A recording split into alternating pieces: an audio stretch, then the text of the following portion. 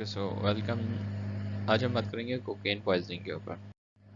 तो चलो थोड़ा सा कॉन्सेप्ट दे दूँ कि कोकेन होती क्या है। ठीक है, कोकेन नॉर्मली जो आती है, जो कंज्यूमिंग फॉर्म है, वो यूजुअली पाउडर फॉर्म में होती है। और अमूमन आपने मूवीज़ वगैरह में और डिफरेंट ड्रामास वगैरह में आपने देखा हुआ होगा कि अमूमन कोई ना कोई जो भी ड्रग एडिक्ट होता है वो पाउडर सा डाल के और कार्ड से स्निफ कर रहा होता है नोज़ के ज़रिए।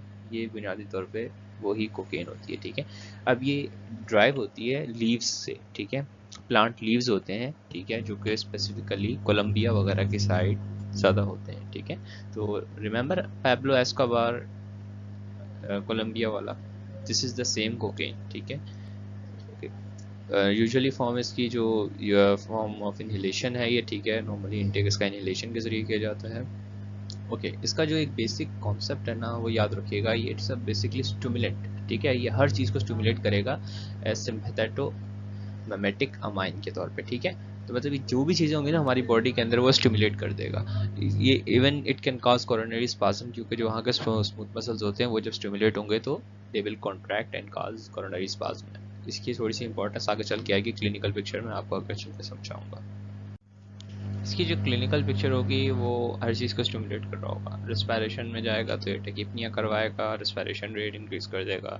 सीवीएस में जाएगा तो टेकीकार्डिया करवा देगा, हाइपरटेंशन करवा देगा।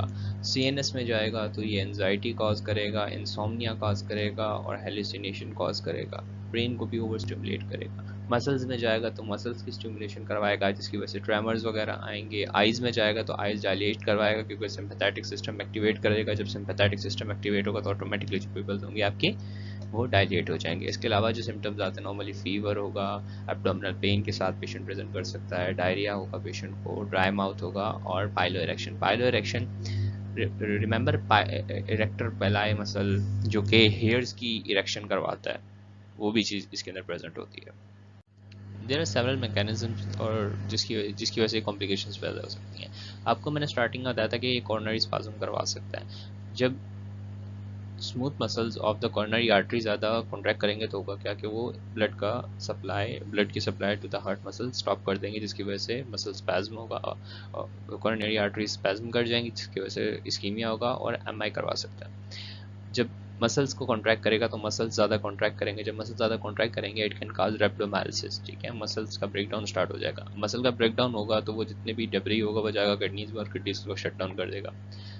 हाइपरटेंशन करवाएगा, हाइपरटेंशन की वजह से जो है इंट्रासेरेब्रल हैमरेज हो सकता है। ठीक है, तो ये डिफरेंट मैकेनिज्म्स हैं जिनकी वजह से ये कॉम्प्लिकेशंस वगैरह क्रिएट कर सकता है। मैनेजमेंट की अगर इसकी बात की जाए तो मैनेजमेंट जो है ना इसकी स्टार्ट आप रखिएगा सबसे पहले तो, क्योंकि आपको सबसे मेजर कॉम्प्लिकेशन क्या है, हाइपरटेंशन वगैरह कंट्रोल करनी है और आपने एमआई में पेशेंट को नहीं जाने देना। आपने ईसीजी मॉनिटरिंग करते रहना है और अगर इस्केमिक चेंजेस आए तो आपने वेज़ोडाइलेटर्स देने हैं। ठीक है, और पेशेंट जो है जब आपके पास आया तो उसने आपने एटलीस्ट जो है ना मिनिमम भी 4 घंटे तक आपने उसकी ईसीजी मॉनिटरिंग करनी है। ठीक है, इसके अलावा पेशेंट प्रेजेंट करेगा चेस्ट पेन और हाइपरटेंशन के साथ।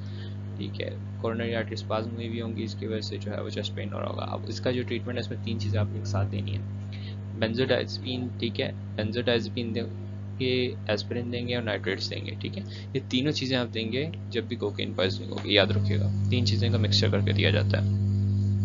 इसके अलावा हमारे पास जो कन्वर्जन्स हो रही होंगी उसमें हम आईबीडाइज़ेपिन दे सकते हैं। और पेशेंट अगर hyperthermia, as I told you कि पूरी बॉडी के जितने भी मसल्स हैं वो कॉन्ट्रैक्शन करना स्टार्ट कर देंगे, जिसकी वजह से हीट जनरेशन होगी। अब ये जो हीट जनरेशन होगी इसमें एंटीबायोटिक्स काम नहीं कर रही होगी, वो ऑलमोस्ट यूजलेस हो जाती है, इसलिए हमें एक्टिव एक्सटर्नल कूलिंग करनी पड़ती है। ठीक है, और रिमेंबर वन थिंग जो कि एग्जाम्स के लिए सबसे ज़्यादा इंपॉर्टेंट है वो ये है कि इसमें बीटा ब्लॉकर्स नहीं देते, कॉन्ट्राइंडिकेटेड हैं। क्यों कॉन्ट्राइंडिकेटेड हैं?